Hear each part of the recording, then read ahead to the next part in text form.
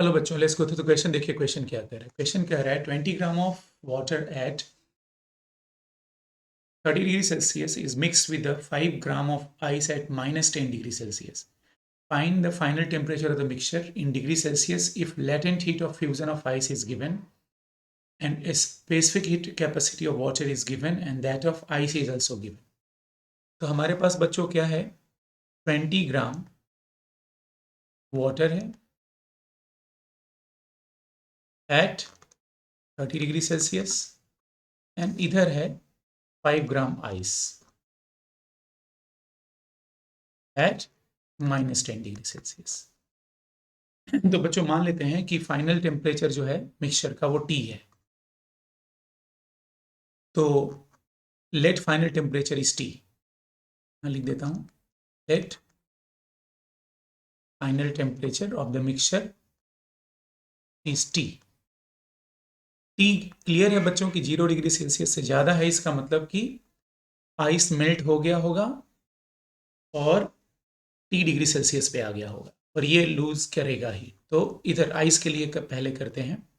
5 gram ice -10 degree Celsius पे आएगा ये. तो सबसे पहले आएगा ये 5 gram ice eight 0 degree Celsius. यहाँ पर हीट रिक्वायर्ड है Q1. फिर ये कन्वर्ट होगा 5 gram water. 5 gram water melt करेगा ये 5 gram water at 0 degree Celsius. यहाँ हीट रिक्वायर्ड होगा Q2 एंड फिर ये फाइनल टेम्परेचर T माना हो.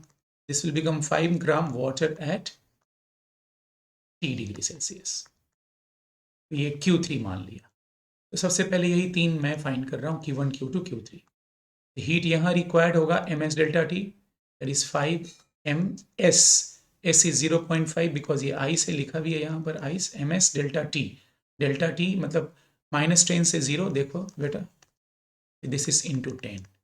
ये वाली वैल्यू हो गया बच्चों 525 कैलोरी. ठीक है, कैलोरी में. And the value of Q2 जो होगा बच्चों वो 0 से 0 ml that is 5 into 80 that is 400 calorie. And ये वाला जो हीट Q3 रिक्वायर्ड होगा बच्चों, Q3 ये होगा ms delta T, ms delta theta. तो m is 5, s is 1 because ये वाटर में कन्वर्ट हो गया है. साफ साफ यहाँ बच्चों लिखा हुआ है water into T. Therefore total heat required in this column, इनको ऐड कर देंगे.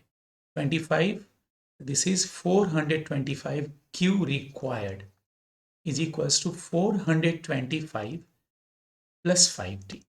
This is equation number 1. अब इधर आते हैं. 20 ग्राम वाटर 30 डिग्री सेल्सियस पे है, तो अब ये कन्वर्ट हो रहा है डायरेक्ट 20 ग्राम वाटर ही रहेगा ये एट T डिग्री सेल्सियस. यहाँ से ये हीट रिलीज करेगा. Q रिजेक्टेड जो होगा डायरेक्ट लिख सकते हैं, यहीं पे लिख रहा हूँ मैं ms delta theta.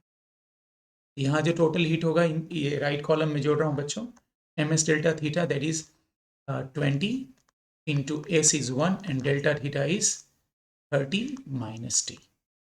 Now principle of calorimetry ये कहता है कि heat lost rejected लिखा है ये rejected is equals to heat gain.